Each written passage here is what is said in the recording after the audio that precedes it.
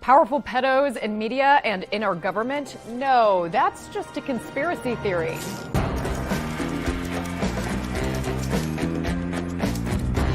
Wait a minute, CNN fires a producer who worked with Chris Cuomo for luring minors and engaging in sexual activity with them. And just after that, Project Veritas exposes another CNN producer for fantasizing about sex acts with his fiance's minor daughter. I love that she is getting hot. I want to taste how wet she makes you. And he's talking about who? His stepdaughter, who's 14 years old. Oh, and in case you missed it, BuzzFeed came out with a bombshell that secret CIA files say staffers committed sex crimes involving children, and nearly all of them were never prosecuted. Meanwhile, FBI agents had sex with prostitutes overseas, then denied it in lie detector tests, according to the New York Post. And all this while Ghislaine Maxwell has been on trial for sex trafficking charges, asking a judge to keep witnesses anonymous, a request denied. Bringing you what's ignored, sensationalized, unbalanced, misleading, or just plain false, here's your media malfeasance for the week. The FDA doesn't have time to release its Pfizer safety study docs, but it does have time to intercept mail. It only took the FDA 108 days to review the data to license Pfizer's COVID-19 vaccine, but they asked a judge to allow them at least 75 years to release it before you can take a peek.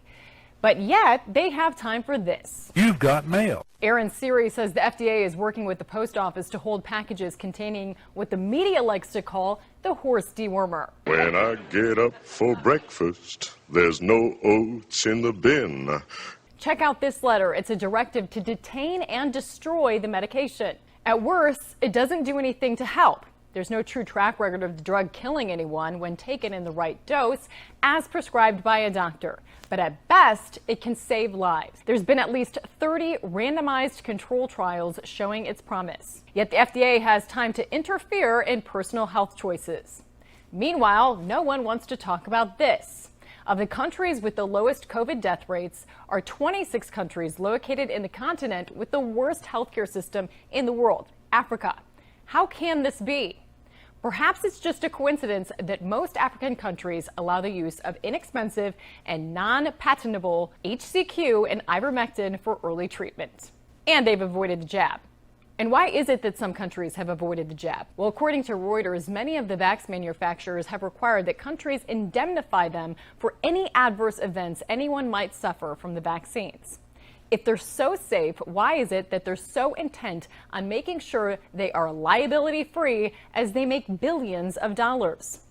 Speaking of money, while we all suffer pain at the pump and paying more for groceries and just about everything else, media continues to play PR for the administration and either deny or downplay inflation.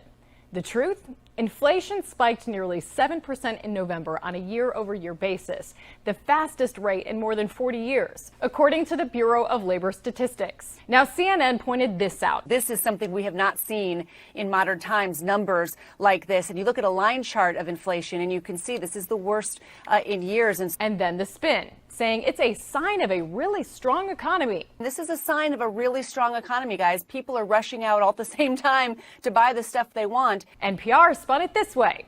Inflation is hitting people hard, but some workers are seeing higher wages. Failing to mention the obvious that inflation is canceling out any increase workers might have seen, hitting them a lot harder than the average raise. The AP says inflation is painfully high, but says, wait, some relief might be coming. Inflation is painfully high, but this hopefully is close to as bad as it gets. It's news to say what is being hoped for. But wait, Bloomberg has a solution. How to cope with rising inflation? Just spend your paycheck right away. And Twitter is actually now admitting it will ban you for telling the truth if they don't like the truth you're spreading. Even though the CDC, WHO, and Fauci himself have said vaccinated people can still contract and spread COVID-19. It is clear that they are capable of transmitting the infection to uninfected individuals. If you say that, you can be banned. And you know those fact checkers on Facebook? In a court hearing, Facebook says what many of us have already caught on to. Its fact checks are merely opinion assertions.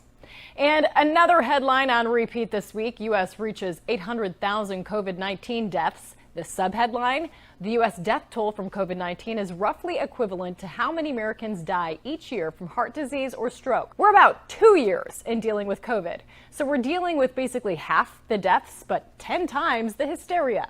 Never mind, these articles never factor in the complexity of the whole situation.